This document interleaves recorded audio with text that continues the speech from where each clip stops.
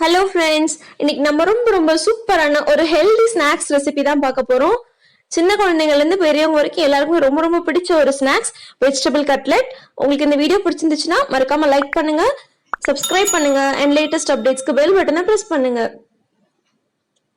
இப்போ எல்லாருமே லீவ் டைம்ல இருக்கிறதுனால ஈவினிங் டைம் ஏதாவது ஸ்நாக்ஸ் செய்யற மாதிரி தாங்க இருக்கும் மோஸ்ட்லி எல்லார் வீட்லயுமே. ஸோ நீங்க யூஸ்வலா ஸ்நாக்ஸ் செய்யாம இந்த மாதிரி கொஞ்சம் டிஃப்ரெண்டா செஞ்சீங்கன்னா கண்டிப்பா எல்லாருக்கும் ரொம்ப பிடிக்கும். இப்போ நம்ம எப்படி செய்யறது, என்னென்ன தேவைன்னு ஃபர்ஸ்ட் பார்த்தலாம். அதுக்கு இன்னைக்கு நான் ஒரு பவுல் பிரெட் க்ரம்ஸ் எடுத்திருக்கேன். அப்புறமா 3 உருளைக்கிழங்கு நல்லா வேக வச்சு மசிச்சு எடுத்திருக்கேன். கொஞ்சம் போல காலிஃபிளவர் சுடு தண்ணியில போட்டு கொதிக்க வச்சு கிளீன் பண்ணி எடுத்திருக்கேன். 2 பெரிய வெங்காயம் சின்ன சின்ன கட் பண்ணி எடுத்திருக்கேன். 1 கேரட் சின்ன சின்ன கட் பண்ணி எடுத்திருக்கேன். அதே மாதிரி 1 கையளவு காஞ்ச பட்டாணி வேக வச்சு எடுத்திருக்கேன். 5-6 பீன்ஸ் கட் பண்ணி எடுத்துக்கோங்க. 1 டேபிள் ஸ்பூன் அளவு இஞ்சி பூண்டு விழுது, தேவையான அளவு எண்ணெய், அப்புறமா 1 டீஸ்பூன் மஞ்சள் தூள், 1 teaspoon garam masala, 1 teaspoon chilli powder, 1 teaspoon சீரகம், கொஞ்சமா மல்லி இலை, 3 பச்சை மிளகாய் குட்டி குட்டியா கட் பண்ணி எடுத்திருக்கேன். 3 டேபிள் ஸ்பூன் அளவு மைதா மாவு, தேவையான அளவு உப்பு. இப்போ ஃபர்ஸ்ட் நம்ம ஒரு பேன்ல நம்ம வெஜிடபிள்ஸ் எல்லாம் போட்டு நல்லா சாட்டே பண்ண போறோம். அதுக்கு கொஞ்சமா நம்ம எடுத்துக்கிற எண்ணெயில கொஞ்சமா ஊத்திக்கோங்க. அந்த எண்ணெய் கொஞ்சம் சூடானதுக்கு அப்புறமா நம்ம எடுத்துக்கிற சீரகம், அந்த சீரகம் போட்டுட்டு அது கொஞ்ச நாள் பொரிஞ்சு வரவும் நம்ம எடுத்துக்கிற ஆனியன் உள்ள போட்டுடலாம்.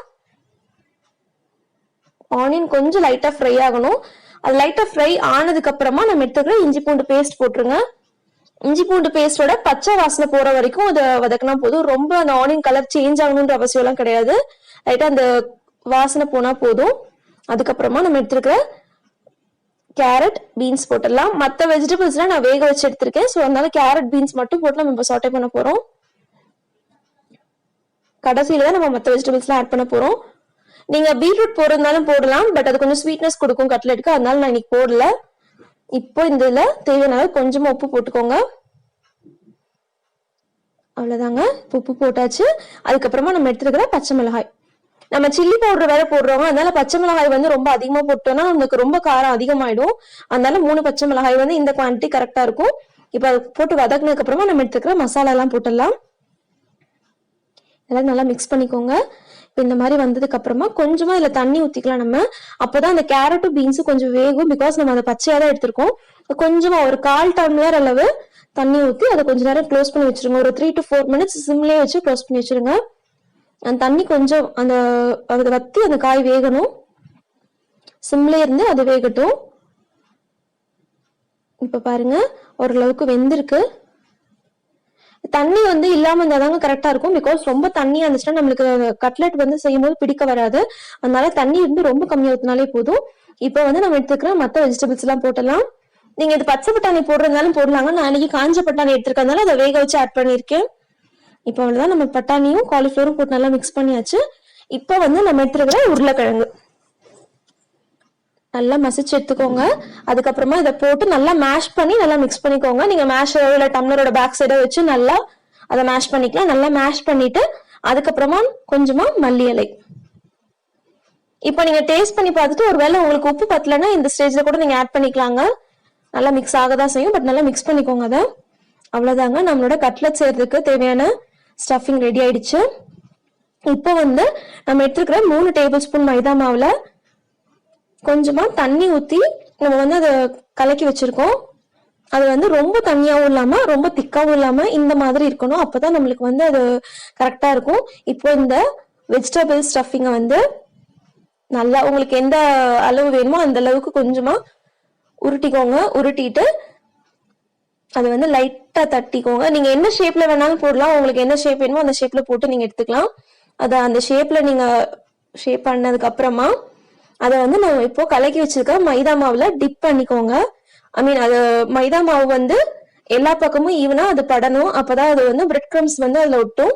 இந்த மாதிரி அதை டிப் பண்ணி எடுத்துட்டு இப்போ பிரெட் கிரம்ல நல்லா அதை போட்டு எடுத்துக்கோங்க. நல்லா எல்லா சைடும் நம்மளுக்கு அந்த பிரெட் கிரம் படணும். அந்த மாதிரி போட்டு எடுத்து வச்சுக்கோங்க. அவ்வளவுதாங்க, இப்போ நம்ம எடுத்து வச்சாச்சு. இப்போ இதை நம்ம ஃப்ரை பண்ணிடலாம். இதை நீங்க எண்ணெயில போட்டு பொரிச்சும் எடுக்கலாம், இல்ல நீங்க ஷாலோ ஃப்ரையும் பண்ணலாம் தோசைக்கல்ல போட்டு. நான் வந்து இன்னைக்கு ஷாலோ ஃப்ரை தான் பண்ண போறேன். ஸோ நம்ம எடுத்துருக்கிற எண்ணெயில கொஞ்சம் கொஞ்சமா உங்களுக்கு தேவையான அளவு ஊத்திக்கோங்க. இப்போ பேன்ல எண்ணெய் ஊத்தி அது எண்ணெய் சூடாயிடுச்சு. இப்போ வந்து நம்மளோட கட்லெட் போட்டலாம். மீடியம் ஃப்ளேம்லயே வச்சுக்கோங்க, அப்பதான் உங்களுக்கு அது கொஞ்சம் நல்லா இருக்கும். அவ்வளவுதாங்க. இது வந்து நம்மளுக்கு ஃப்ரை ஆயிடுச்சா நம்மளோட சூப்பரான சுவையான கட்லெட் நம்மளுக்கு ரெடி ஆயிடும். இது வந்து ஈவினிங் டைம்ல சாப்பிடறதுக்கு ரொம்ப ரொம்ப சூப்பரா இருக்குங்க. பிகாஸ் இது வந்து ரொம்ப ஹெல்த்தியும் கூட, குழந்தைங்க எல்லாம் ரொம்ப ரொம்ப விரும்பி சாப்பிடுவாங்க.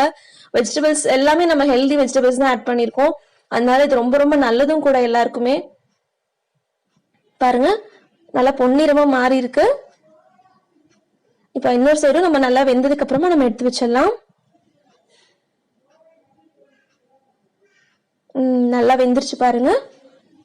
அவ்வளவுதாங்க, நம்மளோட சூப்பரான சுவையான வெஜிடபிள் கட்லெட் ரெடி ஆயிடுச்சு. இது வந்து சின்ன குழந்தைங்கள்ல இருந்து பெரியவங்க வரைக்கும் எல்லாருக்குமே ரொம்ப ரொம்ப பிடிக்கும். இது நீங்க எங்கேயாவது போனீங்கன்னா கூட ஈவினிங் ஸ்நாக்ஸ்க்கு எடுத்துட்டு போகலாம். இது எல்லாருமே கண்டிப்பா உங்க வீட்டுல ட்ரை பண்ணி பாருங்க.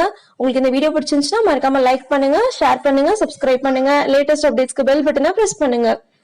தேங்க்யூ.